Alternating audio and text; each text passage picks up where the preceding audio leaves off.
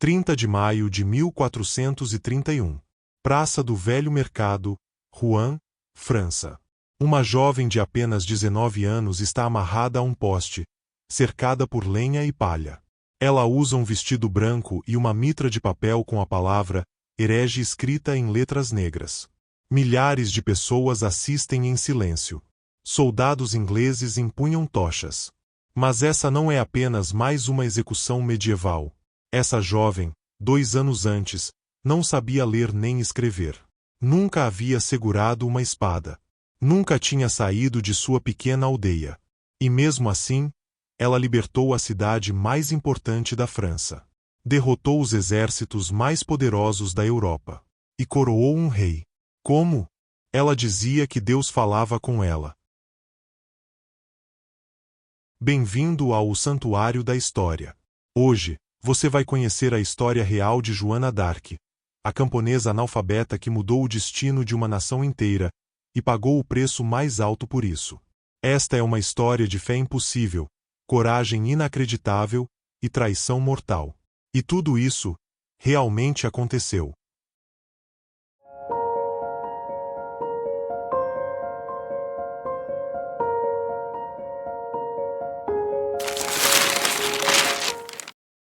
Joana d'Arc, a pastora que mudou o destino da França. Era 1412 quando nasceu, numa pequena aldeia chamada Domremy, na região de Lorena, uma menina que o mundo jamais esqueceria.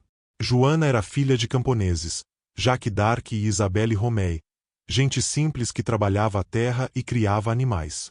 Ela cresceu como tantas outras crianças medievais, descalça nos campos, cuidando das ovelhas, aprendendo a fiar lã com a mãe, sem nunca ter aprendido a ler ou escrever. A França sangrava. A Guerra dos 100 Anos já devastava o reino há décadas. Os ingleses, aliados aos borgonheses, controlavam praticamente metade do território francês. Paris estava ocupada. O rei legítimo, Carlos VII, nem sequer havia sido coroado, era chamado apenas de Delfim, um príncipe sem trono, refugiado em Chinon, fraco e desacreditado até pelos seus próprios nobres. As vozes. Joana tinha 13 anos quando tudo começou. Era meio-dia de verão, o sol forte sobre o jardim de seu pai. De repente, uma luz ofuscante, mais brilhante que o sol. E então, vozes. Vozes que ela descreveria pelo resto de sua curta vida como vindas do céu. Primeiro foi o arcanjo Miguel, guerreiro celeste, protetor da França. Depois Santa Catarina de Alexandria e Santa Margarida de Antioquia. As vozes eram doces, ela diria mais tarde, e traziam o perfume do paraíso. No início, falavam apenas de bondade, de viver uma vida piedosa. Mas com o tempo, a mensagem se tornou inconfundível. Joana, você deve ir à França. Você deve levar o Delfim a Reims para ser coroado. Esta é a vontade de Deus. Imagine, uma menina analfabeta de uma aldeia perdida, que nunca havia saído de seu vilarejo, que nunca tinha visto uma cidade, recebendo ordens para salvar um reino inteiro. Ela resistiu por anos. Como poderia? Ela era apenas uma camponesa. Não sabia lutar, não conhecia nobres, não entendia de política ou guerra. Mas as vozes insistiam. E Joana, aos poucos, passou a acreditar que Deus realmente estava lhe confiando uma missão impossível. A jornada começa. Em 1428, com 16 anos, Joana não aguentou mais.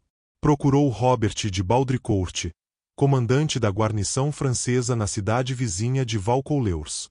Apresentou-se vestida com seu simples vestido vermelho de camponesa e declarou: devo estar ao lado do rei antes da metade da quaresma. Devo libertar Orléans e levar o Delfim a Reims para ser coroado. Baudricourt riu na cara dela. Mandou-a de volta para casa com uma bofetada. Mas Joana voltou. E voltou novamente. Algo naquela jovem, sua convicção inabalável, seus olhos penetrantes, sua certeza absoluta, começou a impressionar as pessoas. Rumores se espalharam. Havia uma profecia antiga que dizia que a França seria destruída por uma mulher e salva por uma virgem de Lorena. Joana alegava ser essa virgem. Finalmente, em fevereiro de 1429, Baudricourt cedeu. Deu-lhe uma escolta de 6 homens e uma carta de apresentação ao Delfim. Joana cortou o cabelo, vestiu roupas masculinas, mais práticas para a viagem perigosa, e partiu numa cavalgada de 11 dias através de território inimigo até Chinon. O encontro com o rei. Carlos VII, cético e desesperado, decidiu testar a camponesa. Quando Joana chegou ao castelo de Chinon em março de 1429, ele se disfarçou entre seus cortesãos, colocando outro nobre no trono. Mais de 300 pessoas enchiam o grande salão, iluminado apenas por tochas. Joana entrou. Nunca tinha visto o rei. Mas, guiada por suas vozes, caminhou diretamente até Carlos, escondido na multidão, ajoelhou-se e disse: Deus lhe dá vida, gentil rei. O que ela disse a ele em particular, ninguém jamais soube. Mas Carlos saiu daquele encontro transformado. Seus olhos, antes apagados pela derrota, brilhavam com esperança renovada. Joana havia mencionado algo, uma oração secreta que ele fizera, que apenas ele e Deus conheciam. Aquilo o convenceu. Ainda assim, os conselheiros exigiram que ela fosse examinada por teólogos em Poitiers. Durante semanas, doutores da igreja a interrogaram, testando sua fé, procurando heresia. Joana, analfabeta mas de inteligência afiada, respondeu com simplicidade e convicção. Quando um teólogo disse que Deus não precisava de soldados para salvar a França, ela retrucou: os soldados lutarão, e Deus dará a vitória. O cerco de Orléans. Joana liderava pela frente. Subia nas escadas de assalto, seu estandarte erguido, gritando para os homens seguirem. Numa batalha, uma flecha atravessou seu ombro. A ponta de ferro penetrou 15 centímetros de carne. Ela chorou de dor, foi levada para fora da batalha. Os médicos queriam fazer um encantamento para curar a ferida. Prefiro morrer a fazer algo contra a vontade de Deus, ela disse, e permitiu apenas que a enfaixassem. Momentos depois, ainda sangrando, Joana voltou à batalha.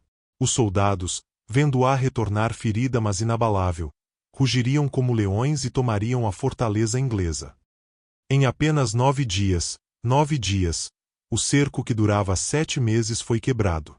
As fortalezas inglesas caíram uma após outra. Os ingleses, aterrorizados por aquela donzela que parecia indestrutível, recuaram. Orléans foi libertada. A França explodiu em júbilo. A donzela de Orléans tornou-se lendária instantaneamente. Mas Joana não parou para celebrações. Suas vozes tinham dado uma segunda ordem: levar o rei a Reims para a coroação. A coroação.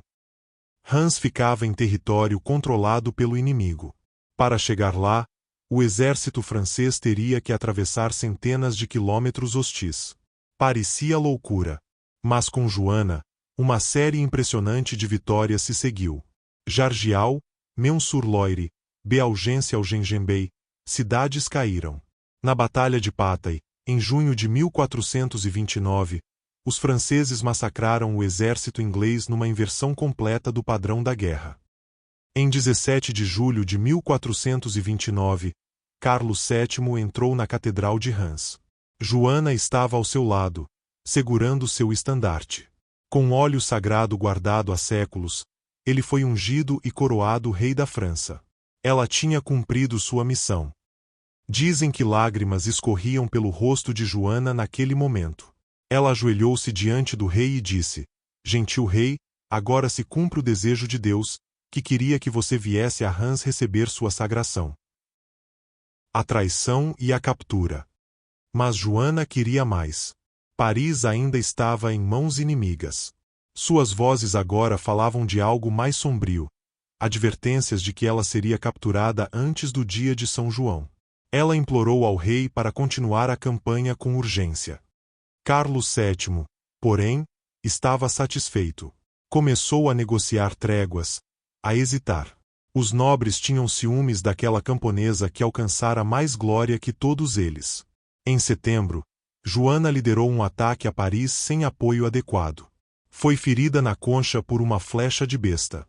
O ataque fracassou.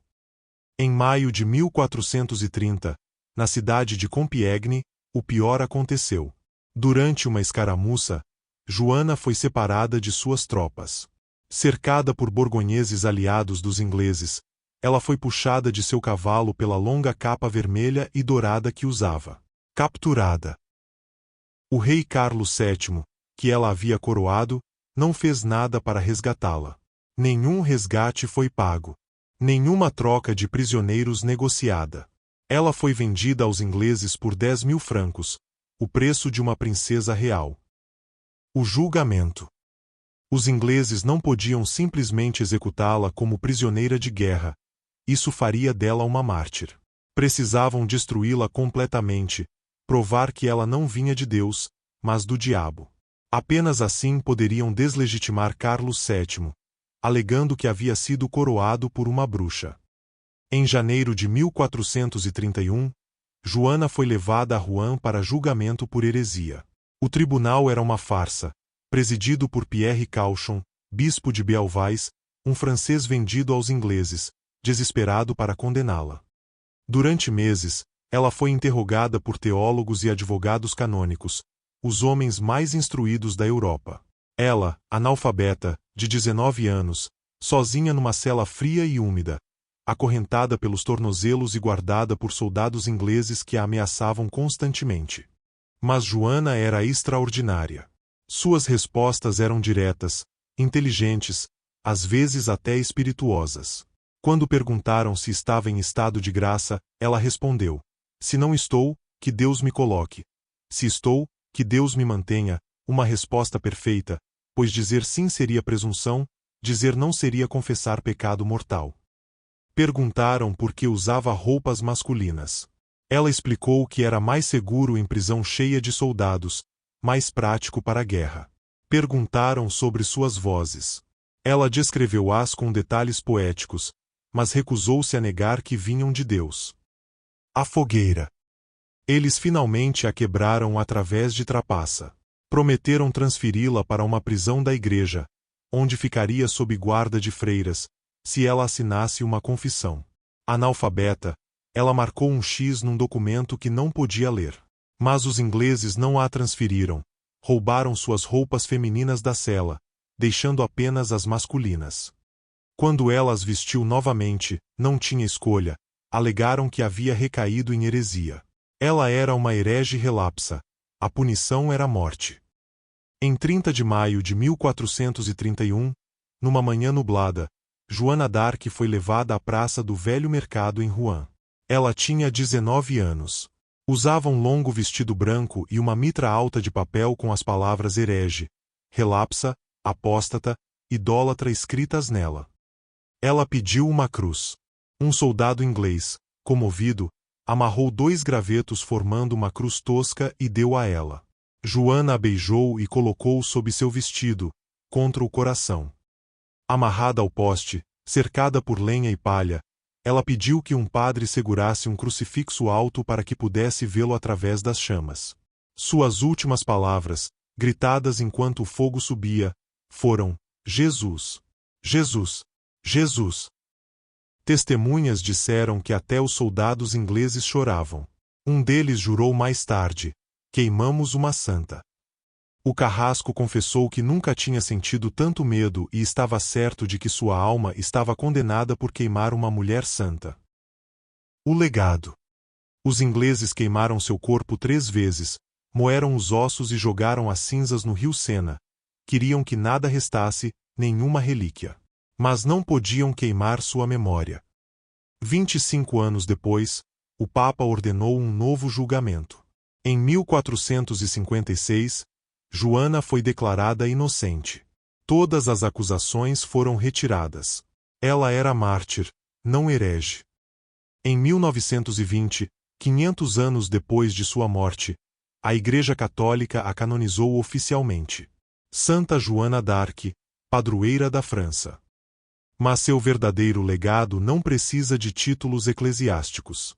Uma camponesa analfabeta de 17 anos ouviu vozes que ninguém mais ouvia, acreditou no impossível quando todos duvidavam, liderou homens em batalha quando mulheres não tinham voz, salvou uma nação quando reis e nobres haviam fracassado.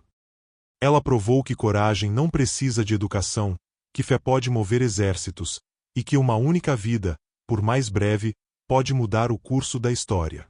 A menina que cuidava de ovelhas em Domremy se tornou o símbolo eterno de que a voz de Deus pode falar através dos mais improváveis, e que aqueles que ouvem e obedecem podem, sim, mudar o mundo. Joana d'Arc provou que a fé pode transformar até o mais simples em herói. E você? Acredita que Deus ainda escolhe pessoas para grandes missões? Deixe sua opinião aqui nos comentários. Quero saber o que você pensa sobre o chamado de Joana. E se você gosta de histórias de fé e superação, inscreva-se no canal e não se esqueça de ativar o sininho para não perder os próximos vídeos.